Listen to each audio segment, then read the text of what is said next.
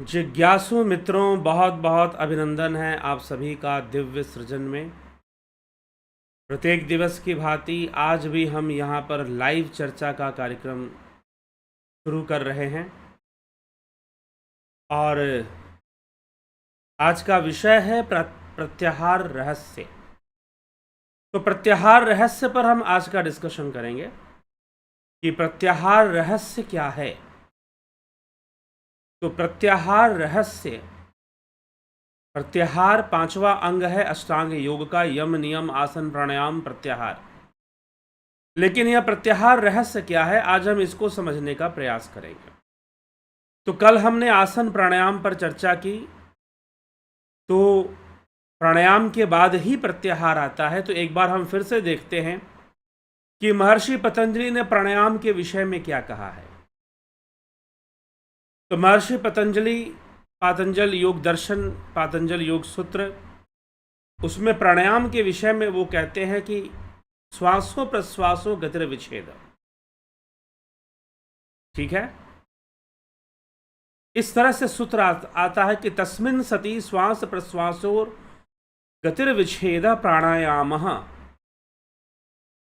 49वां सूत्र कि श्वास प्रश्वास की गति का रुकना प्राणायाम है। श्वास प्रश्वास की गति का रुकना ही प्राणायाम है। अब श्वास की 3 वृत्तियां होती हैं। कौन कौन से 3 वृत्तियां होती हैं श्वास की? तो उन्होंने कहा कि बाह्य अभ्यंतर स्तंभ, बाह्य अभ्यंतर और स्तंभ वृत्ति। बाह्य अभ्यंतर स्तंभ वृत्ति देश काल संख्या भी परिदृष्टो दीर्घ सूक्ष्म। देश काल और संख्या के हिसाब से इनमें अंतर पाया जाता है। यह दीर्घ भी हो जाती हैं, दीर्घ सूक्ष्म, दीर्घ भी हो जाती हैं और सूक्ष्म भी हो जाती हैं। तो यह देश काल संख्या के सहित परीक्षा किए हुए दीर्घ सूक्ष्म ये कहलाती हैं। तो स्तंभ वृत्ति को कुंभक माना गया है, बाह्य वृत्ति को रेचक, अभ्यंतर वृत्ति को पूरक, पूरक रेचक कुंभक। इस प्रकार से इस क्रिया को, स्तंभ मतलब रुक देना, रुक जाना। लेकिन इन तीनों वृत्तियों के अभ्यास से आगे एक और चीज है। तीनों वृत्तियों के अभ्यास से आगे एक चौथी अवस्था है, चौथी अवस्था। इन सबको 4 विधि बताया गया है। तो महर्षि पतंजलि लिखते हैं कि बाह्य अभ्यंतर विषयाक्षेपी चतुर्थः, बाह्य अभ्यंतर विषयाक्षेपी, बाहर और अंदर के, बाह्य और अभ्यंतर, रेचक और पूरक का जो विषय है, अगर उसका निरोध हो जाए, रेचक और पूरक के विषय का निरोध हो जाए, तो जो अवस्था बनती है वह चौथी अवस्था है। वह ना बाह्य है, ना अभ्यंतर है और ना ही स्तंभ है, ना ही स्तंभ है। अर्थात ना श्वासों को लेना है, ना श्वासों को छोड़ना है और ना ही श्वासों को रोकना है। बाह्य अभ्यंतर विषयाक्षेपी चतुर्थः। जिन लोगों ने ध्यान योग कोर्स किया है उन्हें यही समझाया जाता है कि एक ऐसी अवस्था में पहुंच जाना है, उस अवस्था तक ले जाया जाता है, उस अवस्था तक जाने की विधि बताई जाती है। एक ऐसी अवस्था में पहुंच जाना है जहां ना श्वास लेना है, ना छोड़ना है और ना ही रोकना है। ना तो श्वास लेना है, ना तो श्वास छोड़ना है, ना तो श्वास रोकना है। ठीक, तो बाह्य अभ्यंतर विषयाक्षेपी चतुर्था। तो बाह्य और अभ्यंतर का जो विषय है, जहां पर रुक जाएगा, वह चौथी अवस्था है। अब इस चौथी अवस्था की महिमा करते हुए महर्षि पतंजलि क्या लिखते हैं 52वें सूत्र में, ततः क्षीयते प्रकाशावरणम। उस चौथी अवस्था से, उस चौथी अवस्था का जो चतुर्विध, उस चतुर्विध प्राणायाम से जो चौथी अवस्था बनती है, उससे ज्ञान के ऊपर जो आवरण है वह नष्ट हो जाता है। तीन तरह की यहाँ पर चतुर्विध इसलिए कहा गया, यहाँ पर चतुर्विध की चर्चा इसलिए हो रही है क्योंकि चार विधि हो गई। एक हो गया रेचक, एक हो गया पूरक और एक हो गया कुंभक। लेकिन इन तीनों से हटकर एक और है जहां पर बाह्य और अभ्यंतर क्रियाएं स्थगित हो जाती हैं, श्वासों का लेना और श्वासों का छोड़ना नहीं रहता है, और वहां पर फिर प्राणायाम होता है, वह चतुर्थ अवस्था है। और इन चारों से अभ्यास करते हुए अब ये चार विधियां, चतुर्विध प्राणायाम से ज्ञान के ऊपर से आवरण हट जाता है। तो इस क्रिया को चतुर्विध तरीके से करना चाहिए। जब आप ध्यान योग का कोर्स करेंगे, उसमें जब ट्रांसेंडेंटल मेडिटेशन राजयोग की जो साधना है, जो प्रणव साधना है, जब वो आप करेंगे, जब आप उसको सीखेंगे, तो आपको चतुर्विध तरीके से उस अवस्था में पहुंचाया जाता है, उस अवस्था का ज्ञान कराया जाता है जहां पर ना बाह्य वृत्ति रहती है और ना ही अभ्यंतर वृत्ति रहती है। मतलब ना रेचक रहता है, ना पूरक रहता है और ना ही स्तंभ रहता है। मतलब जबरदस्ती कुछ रोकना भी नहीं है श्वासों को। स्वतः ही एकाग्र होकर, मन एकाग्र होकर प्राण जो है स्थिर होने लग जाते हैं और श्वासें भी स्थिर हो जाती हैं। वहां कुछ करना नहीं पड़ता और परम शांति का अनुभव वहां होता है, आनंद का वहां अनुभव होता है।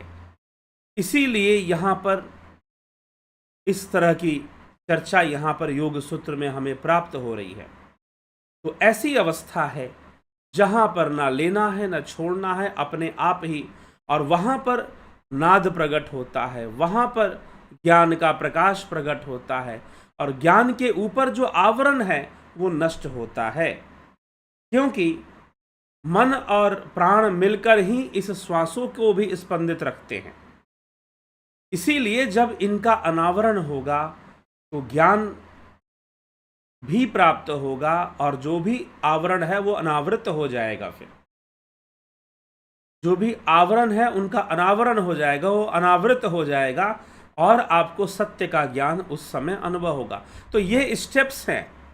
अगर आप इसको सही से नहीं समझेंगे तो कभी इस प्राणायाम को आप कर नहीं पाएंगे जो महर्षि पतंजलि यहां पर बता रहे हैं। जिस तरह का प्राणायाम महर्षि पतंजलि यहां पर बता रहे हैं, इसको जब तक नहीं समझेंगे तब तक, जब तक ध्यान योग का वह स्तर नहीं होगा, वह विधि नहीं होगी, तब तक इसमें समस्या है। और ये बात भी समझने में, ये प्रैक्टिकल चीज है। और जो इसका प्रैक्टिकल करना चाहते हैं, कल से ध्यान योग का कोर्स प्रारंभ हो रहा है, आप इसको ज्वाइन कर लीजिए। तो महर्षि पतंजलि की ये बात पूरी तरह से आपको प्रैक्टिकल वे में मिल जाएगी, समझ में आ जाएगी कि ये कैसी अवस्था और कैसे प्राणायाम की बात कर रहे हैं। ठीक है, तो यही मुख्य विषय है। तो हम अगर उस प्राणायाम को भली भांति समझना चाहते हैं तो जरूर ध्यान योग का कोर्स आप ज्वाइन करिए। आप खुद ऐसी अवस्था में जाएंगे जहां श्वास प्रश्वास की गति का विच्छेद हो जाएगा। ठीक, आगे बढ़ते हैं। आगे महर्षि पतंजलि अब प्रत्याहार की चर्चा करेंगे, लेकिन उससे पहले प्राणायाम की सिद्धि की चर्चा करते हुए वो लिखते हैं, धारणाशु च योग्यता मनसः। प्राणायाम का इस प्रकार से अभ्यास करने से धारणा की योग्यता प्राप्त होती है। धारणाओं में मन की योग्यता हो जाती है, मतलब कि मन धारणा की अवस्था को प्राप्त कर सके, ऐसी योग्यता, मतलब पूरा फोकस बन सके, उसका संपूर्ण एकाग्रता को वो प्राप्त हो सके, वैसी उसकी धारणा हो सके। तो प्राणायाम को अच्छे से करने से धारणा की सिद्धि होती है और मन बिल्कुल स्थिर हो जाता है। तो धारणा की सिद्धि मतलब आप मन जो है धारणा के लिए तैयार हो जाता है, धारणा की योग्यता विकसित हो जाती है। लेकिन आप धारणा करेंगे उसके पूर्व आपको प्रत्याहार करना पड़ेगा। तो प्राणायाम के, इस प्राणायाम के अभ्यास से, अब आप बहुत तरह की यौगिक क्रियाएं करते हैं, आप कपालभाति करते हैं तो उसको भी प्राणायाम कहते हैं, आप अनुलोम विलोम करते हैं तो उसको भी प्राणायाम कहते हैं, आप यौगिक क्रियाएं और भस्त्रिका, उज्जयी, भ्रामरी, आप सबको प्राणायाम कह देते हैं। जी नहीं, प्राणायाम का उद्देश्य है उस प्रकार से करना जिससे कि मन स्थिर हो जाए और जो श्वास प्रश्वास की गति है उसका विच्छेद हो जाए, तो समझिए कि प्राणायाम हुआ है, तो समझिए कि प्राणायाम हुआ है।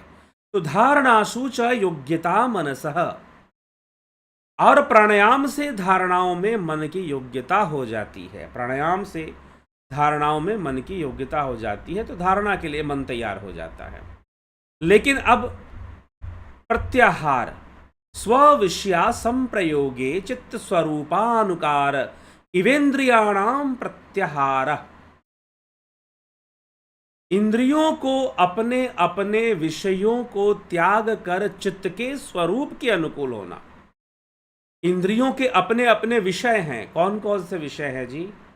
कान का विषय है शब्द, जो उसकी तन्मात्रा है, ठीक। कर्ण का विषय है शब्द, नासिका का विषय है गंध, जिह्वा का विषय है रस, नेत्र का विषय है रूप, और त्वचा का विषय है स्पर्श। तो ये जो तन्मात्र है ये इंद्रियों के विषय हैं।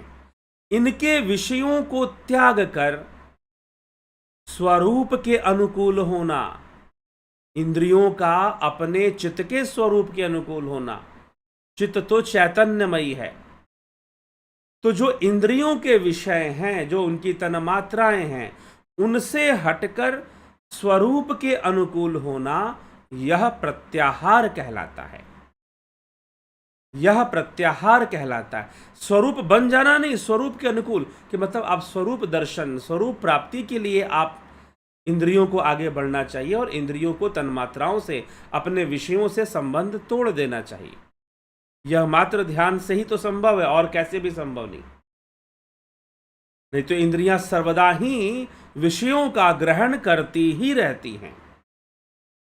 इंद्रियां सर्वदा ही विषयों का ग्रहण करती ही रहती हैं। तो स्वविषया संप्रयोगे चित्त स्वरूपानुकार इवेन्द्रियाणाम प्रत्याहार, यह सूत्र कहता है। अब प्रत्याहार की सिद्धि में क्या होगा भाई? प्रत्याहार का स्वरूप महर्षि पतंजलि ने यहां समझा दिया कि इंद्रियों को अपने विषयों को त्याग देना चाहिए, अपने विषयों के संयोग से रहित चित्त स्वरूप के अनुकूल ही होना। जैसा चित्त है वैसा ही इंद्रियां हो जाएं। चित्त के रोकने पर चित्त के समान इंद्रियों का भी रुक जाना। चित्त के स्वरूप होने का मतलब, अगर चित्तवृत्ति निरोध हुआ तो इंद्रियां भी रुक जाएं। चित्त के निरोध होने पर इंद्रियों का भी निरोध हो जाना। इंद्रिय जय के समान अन्य उपाय की अपेक्षा नहीं करते, अर्थात आवश्यकता नहीं होती, ठीक। तो इस प्रकार से चित्त की स्थिति के अनुसार इंद्रियों की स्थिति बन जाए। महर्षि व्यास इसके भाष्य करते हुए रानी मक्खी का उदाहरण देते हैं कि रानी मक्खी के उड़ते ही उसके पीछे सब मक्खियां उड़ पड़ती हैं, प्रवेश करती हुई पीछे प्रवेश करती हैं। उसी प्रकार इंद्रियां जो है चित्त के निरोध होने पर निरुद्ध हो जाती हैं। इसी का नाम प्रत्याहार है। इंद्रियां जो हैं चित्त का निरोध होने पर निरुद्ध हो जाती है। जैसे कि रानी मधुमक्खी अगर उड़े तो उसके पीछे सारी मक्खियां उड़ जाती हैं। वो अगर प्रवेश कर जाए कहीं वृक्ष में के कोहट में तो सारी मक्खियां प्रवेश कर जाती हैं और छत्ते का निर्माण करना शुरू कर देती हैं, मधु का निर्माण करना शुरू कर देती हैं। इसी प्रकार चित्त के निरोध होने पर संपूर्ण इंद्रियों का भी निरोध हो जाना चाहिए। यही प्रत्याहार है, और तभी जाकर अब धारणा होगी। धारणा की अवस्था में कंप्लीट जो फोकस है चित्त का, बुद्धि और इंद्रियों का राजा जो मन है, उनका कंप्लीट फोकस एक जगह पर हो जाएगा। और धारणा होने से श्वास प्रश्वास की गति का विच्छेद भी हो जाएगा फिर, ठीक। तो यह होना चाहिए। जब सही तरीके से साधना होगी तो इस अवस्था का अनुभव करना सरल है कि अपने आप ऐसी अवस्था में पहुंचते हैं जहां श्वास और प्रश्वास की गति का विच्छेद होता है, ठीक। तो यह हमें विचार करना है। और इसी प्रत्याहार को महर्षि पतंजलि कहते हुए 55वें सूत्र में दूसरे अध्याय के कहते हैं, ततः परमावश्येति इंद्रियाणाम, प्रत्याहार के सिद्ध होने से इंद्रियों की परम वश्यता हो जाती है, अर्थात इंद्रिय योगी के वश में हो जाती हैं, इंद्रियां योगी के वश में हो जाती हैं। प्रत्याहार के सिद्ध होने से इंद्रियां हमारे पूर्णता वश में आ जाती हैं। अगर प्रत्याहार हमारा सिद्ध हो जाए तो यह प्रत्याहार की सिद्धि यहां पर महर्षि पतंजलि ने बताई है।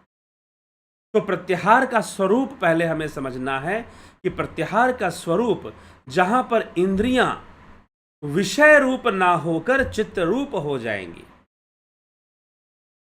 जहां पर इंद्रियां विषय रूप ना होकर चित्त रूप हो जाएंगी, और चित्त के निरुद्ध होने से इंद्रियों का भी निरोध हो जाएगा। चित्त के निरोध होने से इंद्रियों का भी निरोध हो जाएगा। यह बात समझाई गई है, ठीक।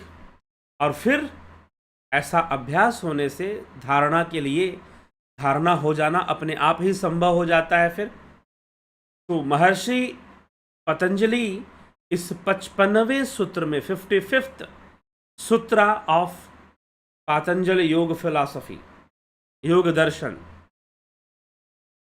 55वें सूत्र में महर्षि पतंजलि ने यह बात समझाई है। और 55वां सूत्र ही दूसरे अध्याय साधन पाद का आखिरी सूत्र भी है। इसके आगे महर्षि पतंजलि कोई सूत्र नहीं लिखते हैं इस अध्याय में। कहने का मतलब कि 5 अंगों की चर्चा साधन पाद में है और 3 अंग जो धारणा ध्यान समाधि है उनकी चर्चा विभूति पाद में है, तीसरे अध्याय में है। तीसरे अध्याय में भी 55 सूत्र मिलते हैं। परीक्षार्थी इस बात का ध्यान, जो विद्यार्थी है जो परीक्षा देंगे उनको ध्यान रखना पड़ेगा कि पहले अध्याय में 51, दूसरे अध्याय में 55, तीसरे अध्याय में 55 और चौथे अध्याय में, चौथे पाद में 34 सूत्र मिलते हैं योग सूत्र में। तो अष्टांग योग के 8 अंगों में से 5 अंगों की जो चर्चा है, आसन, यम नियम आसन प्राणायाम प्रत्याहार, ये किस अध्याय में मिलता है? तो यह साधन पाद में मिलता है। यम नियम आसन प्राणायाम प्रत्याहार, यह 5 अंगों की व्याख्या महर्षि पतंजलि साधन पाद में कर देते हैं। अब बच गया धारणा ध्यान समाधि। अब ये 3 अंगों की व्याख्या विभूति पाद में हमें प्राप्त होगी। कल से हम विभूति पाद सुनना शुरू करेंगे, ठीक है। विभूति पाद में उसकी चर्चा आपको मिलेगी। अब प्रश्न इसमें कैसे बनते हैं विद्यार्थियों के लिए, परीक्षार्थियों के लिए जो परीक्षा देने वाले हैं? प्रश्न ऐसे पूछा जा सकता है आपसे कि अष्टांग योग के कितने अंगों की चर्चा साधन पाद में है या कितने अंगों की चर्चा विभूति पाद में है, ऐसे भी पूछा जा सकता है। यह भी पूछा जा सकता है कि विभूति पाद में अष्टांग योग के कितने कौन कौन से अंग है, धारणा ध्यान समाधि या प्राणायाम प्रत्याहार आसन, कौन कौन से अंग हैं, ये भी पूछा जा सकता है। यह पूछा जा सकता है प्रश्न में कि महर्षि पतंजलि ने बहिरंग साधनाओं की चर्चा किस पाद में की है, बहिरंग साधनाओं की चर्चा किस पाद में की है? तो उत्तर होगा साधन पाद, क्योंकि महर्षि पतंजलि के अनुसार यम नियम आसन प्राणायाम और प्रत्याहार यह बहिरंग साधनाएं हैं, धारणा ध्यान समाधि यह अंतरंग साधनाएं हैं। इनको उन्होंने अंतरंग कहा है। तो प्रश्न हो सकता है कि अंतरंग साधनाओं की चर्चा किस पाद में हुई है? तो विभूति पाद में हुई है और बहिरंग की साधन पाद में हुई है। योग वासिष्ठ में हम पढ़ेंगे तो योग वासिष्ठ में ये अलग तरीके से इसका बंटवारा है। योग वासिष्ठ में 4-4 का बंटवारा है, 5-3 का नहीं है। यम नियम आसन प्राणायाम यह बहिरंग साधना हुआ, प्रत्याहार धारणा ध्यान समाधि यह अंतरंग साधना हुआ। योग वासिष्ठ में इसकी चर्चा, यह डिफरेंस है योग वासिष्ठ से। तो इस अंतर को भी हमें स्मरण रखना है अगर आपको परीक्षाएं देनी है योग के विषय में, तो क्योंकि योग सूत्र ही महत्वपूर्ण है। सबसे ज़्यादा प्रश्न बनते हैं योग सूत्र से बनते हैं। तो ये चीज हमें इसको समझते हुए हमें चलना है। तो यह अंतरंग साधना और यह बहिरंग साधनाएं इस प्रकार से चर्चा में ली गई हैं। तो 5 साधनाओं की चर्चा महर्षि पतंजलि ने साधन पाद में बाकी की अवधारणा, लेकिन धारणा के विषय में एक ही बात वह लिखते हैं कि प्राणायाम सिद्ध होने से मन जो है धारणा के योग्य बन जाता है, धारणा उसके लिए सरल हो जाती है, धारणा जो है सरल हो जाती है। तो हमें इस विषय को समझना है कि धारणा सरल हो जाती है। किससे धारणा, मन धारणा के योग्य, मन के अंदर धारणा की योग्यता कैसे आती है? तो प्राणायाम से आती है। प्राणायाम से मन के अंदर धारणा की योग्यता आ जाती है। चलिए, तो यह विषय है। अब कल से ध्यान योग का अभ्यास शुरू होगा, और जो भी आप पतंजलि योग सूत्र में पढ़ते हैं या पीछे भी हमने कुछ ग्रंथों में योग रहस्य जो पढ़े हैं, हठ प्रदीपिका, उन सब का रहस्य प्रैक्टिकल रूप में आपको सिखाया जाएगा, प्रैक्टिस सिखाया जाएगा, करवाया जाएगा। तो इसीलिए जिन लोगों ने ध्यान योग का कोर्स या प्राकृतिक चिकित्सा का कोर्स कर लिया है, बहुत अच्छी बात है, बहुत अभिनंदन है उनका। अगर उन्होंने ज्वाइन कर लिया है तो, अगर उन्होंने ज्वाइन नहीं किया है, डिटेल उन्होंने मांगा, मिल गया, और अभी तक ज्वाइन नहीं किया है, तो जरूर ज्वाइन कर लें। कल से यह कोर्स निश्चय ही शुरू हो जाएगा। ठीक है, तो कल से यह कोर्स निश्चय ही शुरू हो जाएगा, तो विलंब ना करें, आप ज्वाइन कर लें। और जिन लोगों ने ज्वाइन कर लिया है वो चिंता ना करें। अगर आपने ज्वाइन किया है, अगर आपने पेमेंट किया, तो सबसे पहले तो आप अपनी पेमेंट डिटेल जरूर भेज दें हमको। ठीक है, और अपना डिटेल भी भेज दें। अगर ध्यान योग का आपने कोर्स ज्वाइन किया है, प्राकृतिक चिकित्सा का किया है, तो उसमें भी यही नियम रहेगा, तो आप ज़रूर भेज दें, और तब आपका ज्वाइन हो पाएगा और आपको जोड़ लिया जाएगा। और आप प्रतीक्षा करें, जल्दबाजी ना करें। जैसे कि कई लोग पूछते हैं कि हमें कब लिंक मिलेगा, कब क्या मिलेगा। कल 20 तारीख शाम में 3 बजे के आसपास मिलना शुरू हो जाएगा, और आपको कोई लाइव सेशन शुरू में नहीं होगा, वीडियोस मिलेंगी, कोर्स का एक डिटेल मिलेगा आपको कि यह कोर्स कैसे चलेगा। पहले ये समझाया जाएगा आपको कि कोर्स को कैसे आगे हमें बढ़ाना है, और उसके बाद जो है कोर्स का डिटेल मिलने के बाद आपको कोर्स से संबंधित जो भी मटेरियल है मिलना शुरू हो जाएगा। ठीक है, उसको आपने उसको देखना, अध्ययन करना, वो शुरू कर देना है। और साथ ही अगले दिन से ही, कल मिलेगा तो परसों से उसका अभ्यास भी शुरू कर देना है, प्रैक्टिस भी आपको शुरू कर देनी है। फिर कुछ दिनों बाद जो है, लगभग 1 हफ्ते बाद, नहीं तो 5-6 दिन बाद, आपको लाइव सेशन दिया जाएगा। ज़्यादातर जो लाइव सेशन आजकल चल रहा है वो शाम को 6 बजे चल रहा है, शाम को 6 बजे चल रहा है। तो 20 तारीख है, बीच में दीपावली का पर्व भी है, तो हम आपको मान के चलिए दीपावली के पर्व ख़त्म होने पर 27 तारीख तक आपको संभवतः लाइव सेशन मिलेंगे, क्योंकि बीच में डिस्टर्बेंस का भी थोड़ा समय रहेगा। दीपावली ऐसा पर्व है, घर घर का त्यौहार है। ठीक है, तो घर घर में लोग सफाई करते हैं, पूजा करते हैं, ठीक, तो पकवान बनाते हैं। तो इसीलिए दीपावली में आपको हम छोड़ देंगे, तो इसलिए थोड़ा सा 7-8 दिन, 27 या 28 तारीख तक लाइव सेशन ध्यान योग के कोर्स वालों को मिलेगा।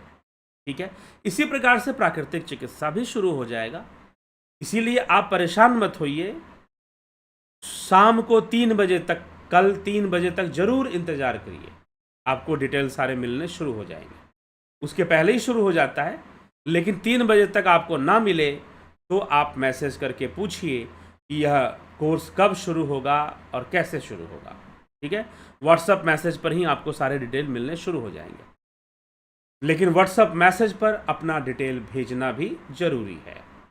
तो चलिए, जिन्होंने नहीं ज्वाइन किया है वो ज्वाइन कर लें, शीघ्र ज्वाइन कर लें।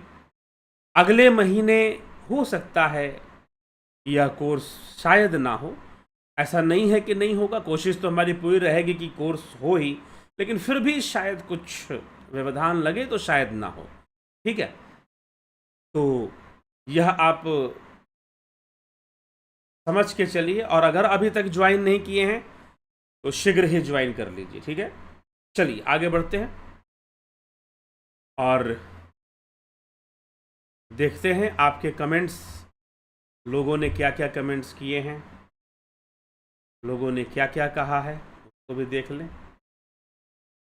विक्रम सिंह जी बहुत अभिनंदन है। हाँ, एक और अभी फिलॉसफी कोर्स के बारे में, फिलॉसफी कोर्स जो है 29 अक्टूबर से शुरू होगा, 29 अक्टूबर।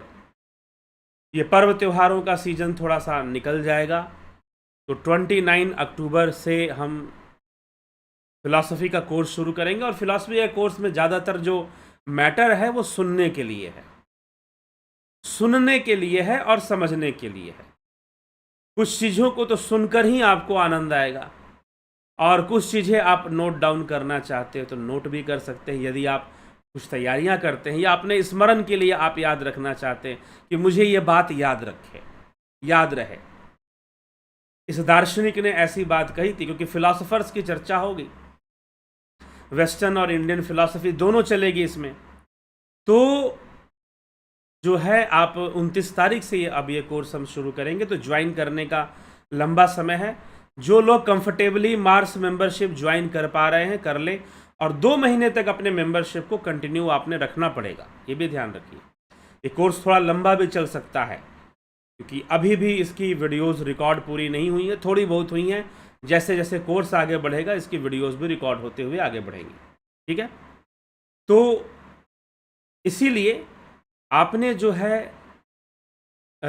कोर्स ज्वाइन कर लेना है, मार्स मेंबरशिप। यदि आप कर लेते हो तो ठीक है, नहीं तो दूसरा माध्यम भी, कई लोग कह रहे हैं कि हमें अनकंफर्टेबल फील हो रहा है, हम वैसे ही कर लेंगे, तो वैसे भी कर सकते हैं। हाँ, यह जो पेमेंट है वो सीधा यूट्यूब को जाता है, वो हमें नहीं मिलता है, और यूट्यूब बाद में अपना कुछ काट छाट कर कुछ हम तक पहुंचाता है लगभग 1-2 महीने बाद। तो यह सिस्टम है। लेकिन क्या है कि यूट्यूब का ये प्लेटफॉर्म है, तो इसलिए यूट्यूब इन सब चीज़ों से कुछ सहयोगी बन जाता है चैनल का, बस इतनी सी ही बात है। रिकमेंडेशंस थोड़ी सी ठीक कर देता है। तो आप मार्स, चिंता मत करें, आप मार्स मेंबरशिप ज्वाइन कर पा रहे हैं तो कर लीजिए, नहीं तो रहने दीजिए। दिक्कत होती है, अगर अनकंफर्टेबल फील हो रहा है आपको तो रहने दीजिए, फिर बाद में हम आपको बता देंगे कि कैसे ज्वाइन करना है। परेशान होने की ज़रूरत नहीं है। कई लोग मैसेज मुझे कर रहे हैं, वो थोड़ा थोड़ा परेशान हो रहे हैं कि मुझे इससे नहीं हो रहा है, ऐसे नहीं हो रहा है, तो ठीक है, कोई बात नहीं, परेशान होने की ज़रूरत नहीं है। और जिन लोगों ने ध्यान योग कोर्स कर लिया है उन सबों के लिए भी सूचना है कि सामूहिक साधना का भी एक प्रोग्राम होगा, उनके लिए जिन्होंने ध्यान योग कर लिया है। जिन्होंने नहीं किया है उनके लिए नहीं, जिन्होंने कंप्लीट कर लिया है, और जो कर रहे हैं वो तो अभी करेंगे ही, उनका तो कोर्स ही चल रहा है। जिनका कंप्लीट हो चुका है उनको जरूर एक ध्यान योग की के लिए एक दोबारा एक सामूहिक साधना ऑनलाइन ही होगा, अभी तो ऑनलाइन ही होगा, तो आप ज़रूर, आपको इसका मैसेज मिलेगा, आप बता दिया गया है, तो कब के डेट में होगा आप देखिए, अभी बताएंगे। तो चलिए, तो हम सब जो है अब आपके कमेंट्स भी देख लेते हैं, फिर इस कार्यक्रम को विराम दिया जाएगा। विक्रम सिंह जी बहुत अभिनंदन है, राकेश मराठे जी, नवज्योति नाथ जी, अवधेश कुमार जी, जगत नारायण जी, जयंती भाई पटेल, सतीश कुमार जी, रतन सिंह जी, विनोद केसूद जी, नीति सिन्हा, रूपलाल विश्वकर्मा जी, नरसाराम प्रजापत, कन्हाई कुमार, राजेंद्र चौहान जी, अमन कक्कर जी, सविता नायक जी, अवनी प्रधान, उत्कर्ष तिवारी, राजू पाल, शिखर शर्मा, चितरंजन बरुआ, उषा श्रीवास्तव, राम निवास मीना, श्वेता राय सिन्हा जी बहुत अभिनंदन है।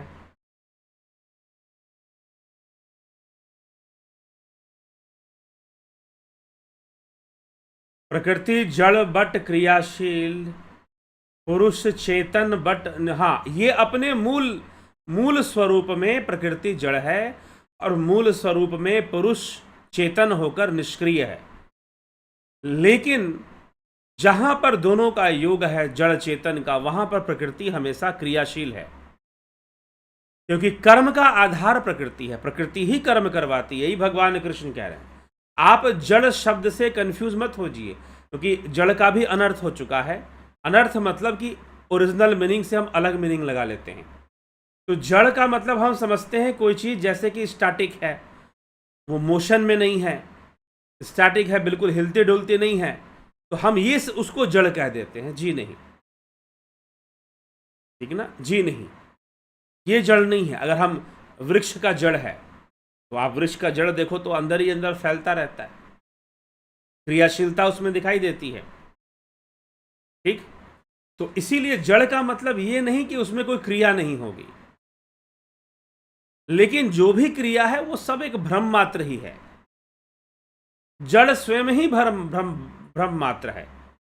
जो योगी तुरीय अवस्था प्राप्त या योगी है, उसके लिए ना कोई जड़ ना कोई चेतन, सब कुछ चेतन हो जाता है, सब कुछ ही उसके लिए ब्रह्म हो जाता है, ठीक। तो निष्क्रिय है, चेतन निष्क्रिय है, क्योंकि वो कर्म का आधार नहीं देता, कर्म नहीं करवाता। भगवान कृष्ण यही तीसरे अध्याय में श्रीमद् भगवद गीता में कहते हैं, कर्म प्रकृति जैर गुणे। कर्म जो है वह प्रकृति का गुण है। प्रकृति के वशीभूत होकर जो जीव है, जो मनुष्य है, नाना प्रकार के कर्मों को करता है, अलग अलग डिफरेंट टाइप्स ऑफ कर्माज वो करता है, प्रकृति के गुणों के वशीभूत, ठीक। तो ये चीज है, उसको क्रियाशीलता कही गई है। लेकिन चैतन्य जो है वह निष्क्रिय है, लेकिन वह प्रकृति को सक्रिय कर देता है। जैसे बिजली पंखा घुमा देता है, बिजली बल्ब जला देता है, ठीक ना, वो सक्रिय कर रहा है, वो प्रकृति को सक्रिय कर देता है। यद्यपि यह चैतन्य और पुरुष और प्रकृति हमेशा ही संलग्न है, तो प्रकृति उसी पर निर्भर रहती है, लेकिन फिर भी तत्व जगत में अलग अस्तित्व रखती है। जहां तत्वातीत है, तत्वातीत मतलब जो ब्रह्म है, भावातीत जो ब्रह्म है, वहां ना प्रकृति है ना पुरुष है, वहां सिर्फ ब्रह्म है, ठीक। तो यह है, ब्रह्म ना जन्मा है ना अजन्मा है, ना निष्क्रिय है ना क्रियाशील है। मांडुक्य कारिका इस विषय में ऐसा हमें बताती है। तो उषा श्रीवास्तव जी, राम निवास मीना जी, श्वेता राय सिन्हा जी, पवन कुमार गुप्ता जी, बिमला शाह जी, विनोद कुमार शर्मा, राम विलास जी, विजय बालाजी, सुशांत दास, राम लखन राजपूत, अर्जन भाई चौहान, एके त्यागी जी, संतोष गुप्ता जी। जागृत, स्वप्न एंड सुसुप्ति में जीव भोग्य पदार्थ है। कैसे? जी हाँ, जीव भोग्य पदार्थ है, तुरीय अवस्था में भोग्य नहीं है, क्योंकि वह प्रकृति के द्वारा भोगा जा रहा है। आप तुरीय अवस्था में कब पहुंचोगे? जब योग करोगे। जब तक आप योग नहीं कर रहे हो तब तक आप एक भोग्य हो, मतलब वास्तव में आप ही भोगे जा रहे हो, आप भोक्ता नहीं बन पा रहे। यह प्रकृति आपको खा रही है। आदि गुरु शंकराचार्य कहते हैं, काल क्रीडति गच्छति आयु तदपि न पुंचति आशा वायु, तदपि न मुंचति आशा वायु, भज गोविंदम भज गोविंदम भज गोविंदम पूर्णमते।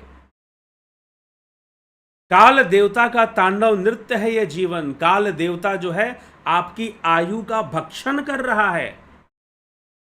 आप भोग्य पदार्थ हो, आपको भोगा जा रहा है, ये संपूर्ण प्रकृति आपको भोग रही है। यह जो काल देवता है वो आपका भोग कर रहा है। लेकिन जब आप तीन अवस्थाओं से हटकर तुरीय चतुर्थ अवस्था को प्राप्त होते हो तो फिर आप भोक्ता बनते हो। इसीलिए शिव सूत्र सुनिए, शिव सूत्र में एक वीडियो है कि भोगी बनना सीखो। अभी हम भोगी ही नहीं बन पा रहे हैं, योगी कहां बनेंगे? अभी तो हम खुद ही भोग्य हैं, मनुष्य स्वयं ही भोग्य है, प्रकृति का भोग्य है, सारी चीजें उसे खा रही हैं। पहला तो उसे काल खा रहा है, आयु उसे खा रही है, माया भी उसे खा रही है, और माया के रूप में अनेकों चीजें हैं जो उसे खा रही हैं, जो उसको भोग रही हैं, उसी का भक्षण कर रही हैं। ठीक ना, उसी का भक्षण किए जा रहे, उसी को खत्म करने में लगी हुई हैं। तो ये शरीर, हम इस शरीर के साथ जीवन जीते हैं। शरीर खत्म तो जीवन को भी खत्म मानते हैं, उसे हम मृत्यु कहते हैं। किसने खत्म कर दिया जीवन को? फिर मृत्यु कौन दे दिया? ये प्रकृति ही तो देती है। ठीक है, तो प्रकृति हमसे हम अपना काम करवाती है। उसके जो 3 गुण है, रजोगुण, सतोगुण, तमोगुण, ये तीनों हमेशा हमें कर्म में लगा के रखते हैं और वो अपना काम हमसे करवाते रहते हैं। कभी रजोगुण हावी होकर अपना काम करवाता है, कभी सतोगुण हावी होकर अपना काम करवाता है, कभी तमोगुण हावी होकर अपना काम करवाता है। हम तो बस कठपुतली हैं, वो हमें नचाए जा रहा है। रजोगुण क्रोध पैदा कर देता है, तमोगुण कई प्रकार की वासनाएं पैदा कर देता है, प्रमाद उत्पन्न कर देता है। सतोगुण कहता है भाई थोड़ा ज्ञान प्राप्त कर लो तुम, चलो दुनिया को जानो क्या चीज है। हम कुछ जानने में लगे रहते हैं, कुछ भोगने में लगे रहते हैं और कुछ कर्म करने में लगे रहते हैं, और ये तीनों चीजें मिलकर, तीनों गुण मिलकर हमारे जीवन को खा रहे हैं, हमारा भक्षण कर रहे हैं, हमें भोग रहे हैं। हम क्या भोगेंगे? ये हमको भोग रहे हैं। इस अवस्था से बचना है, यही भोग्य अवस्था से उठकर भोगी की अवस्था में आना है। शिव सूत्र में यह बात आती है। पीछे हमने शिव सूत्र में इस विषय की चर्चा की थी। शिव सूत्र में इन 3 अवस्थाओं की कई बार इसका जिक्र किया गया है, इसकी व्याख्या मिलती है। ठीक, तो हमें भोगी हम कब बनेंगे? जब योगी बनेंगे। तो हम इस प्रकृति को यूज करना शुरू करेंगे। अभी हम यूज नहीं कर रहे हैं, अभी हम यूज हो रहे हैं। अभी हम यूज हो रहे हैं, यूज कर नहीं रहे हैं। हमको लगता है कि हम यूज कर रहे हैं। अरे भाई, अगर हमने खूब स्वादिष्ट खाना खा लिया तो हमको लगता है कि हमने प्रकृति को यूज कर लिया। जी नहीं। अरे भाई, हमारे अंदर ये स्वादिष्ट खाने की वासना किसने पैदा कर दी? संसार को तरह तरह से भोगने की वासना किसने पैदा कर दी? ये प्रकृति ही तो सारा खेल खेल रही है हमारे साथ। और हमको ये विश्वास दिला देती है कि भाई हम ही करता है। शायद नहीं, सब कुछ वो करवा रही है, वो दौड़ा रही है, वो लोगों से, और फिर डंडा भी मारती, छोड़ती किसी को नहीं है। कोई कितना भी 30 मार खान हो, कोई कितने भी बड़े मंत्री जी हों, कोई कितने भी बड़े नेताजी हों, जब वो घुमा के डंडा मारना शुरू करती है तो अच्छों की हालत खराब होती है फिर। ठीक है, समय सबका आता है, नंबर सबका आता है। अब वो नंबर आना कोई किसी भी रूप में समझे, तो ये चीज है। ठीक, तो इसीलिए प्रकृति सबके साथ, प्रकृति ही हमें भोग रही होती है। ये 3 गुण हमें भोग रहे होते हैं। प्रकृति के 3 गुण और जो 5 विकार हैं, लोभ, मोह, काम, क्रोध, अहंकार, ये सब मिलकर हमें भोग रहे हैं। इसलिए इन अवस्थाओं में जीव की भोग्य अवस्था है। ये भोग्य पदार्थ के रूप में जीव है, लेकिन वो भोगी बनेगा जब वो उस अवस्था से उठेगा। ठीक, माधुरी कोल्हे जी, बीकू कुचाड़िया जी, राहुल तिवारी जी, शेखर मराठा जी, स्वरूप को प्राप्त करने के बाद क्या इंद्रिय विषयों का सेवन करना बंद कर देती है? बिल्कुल। स्वरूप में स्थिरता हो जाने के बाद इंद्रियां विषयों का सेवन नहीं करेगी, समाधि की स्थिति हो जाएगी, ऐसा समझिए। राहुल तिवारी जी, बलवंत सिंह गोहिल जी, राजेश भाई मकवाना जी, MK पीडी, काशीनाथ जी, योगेंद्र पंडित जी, बहुत अभिनंदन है। शेखर मराठा, अनिल कुमार, शेखर मराठा। सहज समाधि किसको कहते हैं? कैवल्य समाधि ही सहज समाधि है। अनिल कुमार जी, विष्णु चंद्र मौर्य, सुहास राणे, हीरालाल यादव, रविशंकर चौहान, नियो प्रॉक्सिमा। आज लाइव देखने का मौका मिला, जी जरूर लाभ उठाइए। आपसे बहुत कुछ पूछना था, अपनी दुविधा, अपनी पर्सनल बातें आपको पूछनी है तो आप जो है फिर आप व्हाट्सएप पर व्यक्तिगत रूप से संपर्क करके पूछिए। चंद्रेश्वर पांडे जी, राकेश गुप्ता जी, बहुत बहुत अभिनंदन है आप सभी का। ठीक, बहुत बहुत अभिनंदन है आप सभी का, बहुत बहुत स्वागत है आप सभी का इस कार्यक्रम लाइव चर्चा में। कल फिर हम जो है लाइव चर्चा का कार्यक्रम हम कल फिर से शुरू करेंगे और आगे विभूति पाद में हम प्रवेश करेंगे। कल से पतंजलि योग सूत्र के विभूति पाद पर चर्चा जो है प्रारंभ होगी। आप जुड़े रहें, बने रहें, लाभ उठाते रहें। ध्यान योग का कोर्स है, कल शुरू हो रहा है, अभी भी ज्वाइन कर सकते हैं, अभी भी समय है ज्वाइन करने का, ज़रूर ज्वाइन कर लीजिए। कल भी 3 बजे के पहले पहले ज्वाइन कर लीजिए, ठीक है। तो चलिए इसी के साथ विराम देते हैं, कल फिर मिलते हैं लाइव चर्चा में 9 PM पर। बहुत बहुत आभार आप सभी का।